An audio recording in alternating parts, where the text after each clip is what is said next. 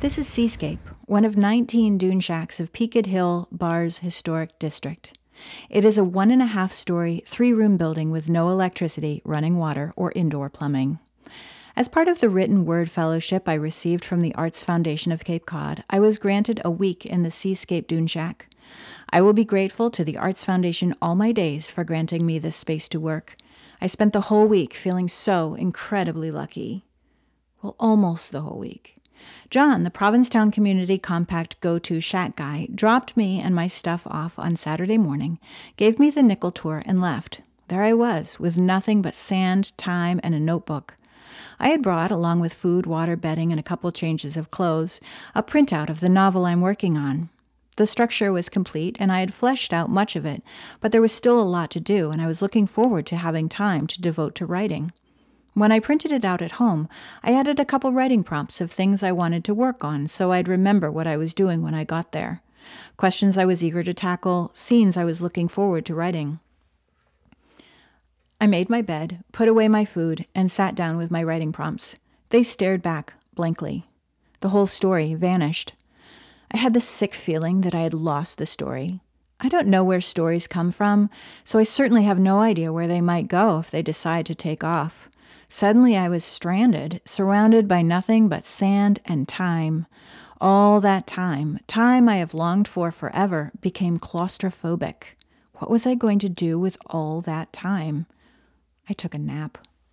A few minutes later, I wrote in my journal about what it was like, so I'd have details to work from if I was ever able to work on the novel again.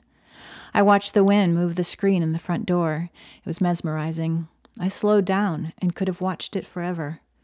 After dinner in the dark, I decided to at least write something before bed.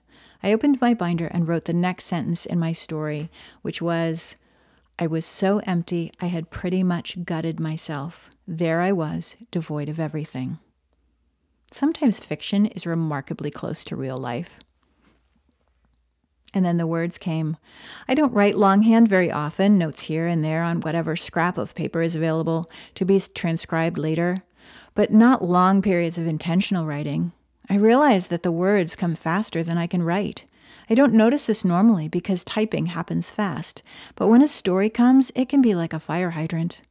I wrote until it was time for bed, hours after dark, but still probably only 9.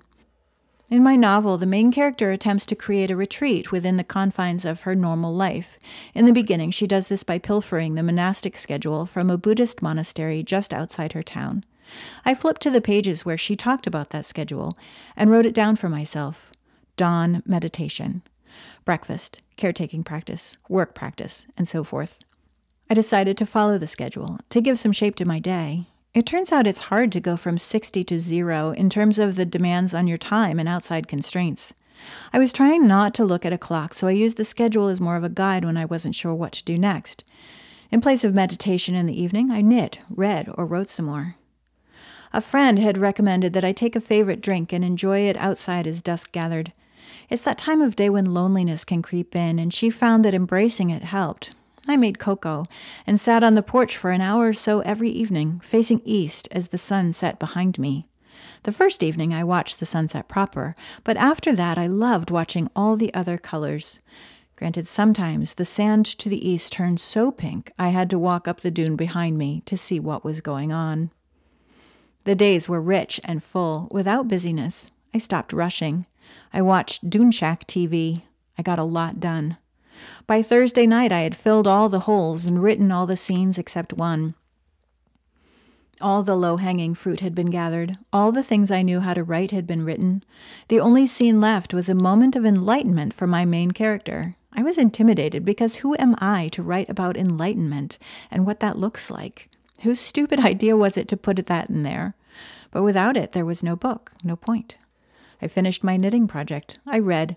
I built tiny fires with tiny logs in the tiny wood stove and drove away the cold. I did the things on my monastic schedule, and then I went to bed, closed my eyes, and watched the whole scene unfold. That's when scenes like to come most vividly, when you're trying to sleep. I got up because I could, and wrote until the first draft of my novel was complete. I still got up pre-dawn. I couldn't miss my last chance to watch the sun come up, to partake in my ritual. John was coming to pick me up in the afternoon, so I had a good bit of time on my last day. I picked rose hips. I collected shells. I cleaned the shack, which feels a little like dusting a cow pasture, but turns out to be weirdly gratifying. Caretaking is on the monastic schedule for a reason. When I got home, I poured the sand from my sneakers into the crevices of the stairs outside my back door, so the dunes would be right there at our threshold. I scattered tiny collected shells where I'd see them when I needed them. I made rosehip jelly. Making jelly made the transition back to real life a little easier. I don't even like rosehip jelly, but I'm telling you, this batch is the most delicious thing I've made in a long time. I've always thought that if I had the time, I would do nothing but write for days on end, and that the reason I wasn't writing more was the lack of big stretches of time. In the Dune Shack, I discovered I don't write for 8 to 12 hours at a run. Yes, I probably wrote for 8 hours a day at least while I was out there, but it was punctuated by walks, knitting, tea on the porch, sky staring.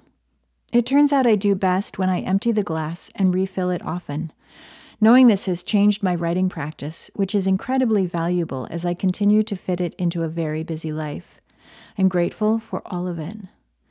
There are experiences that you come out of richer, different, and when they are done, you want to hold on to your new perspective, your new peace. The Dune Shack is one of those experiences. When it's done, you bring the shack home and dwell in that space. You remember what's important. You understand how time works, how vast it all is around us, and it becomes you.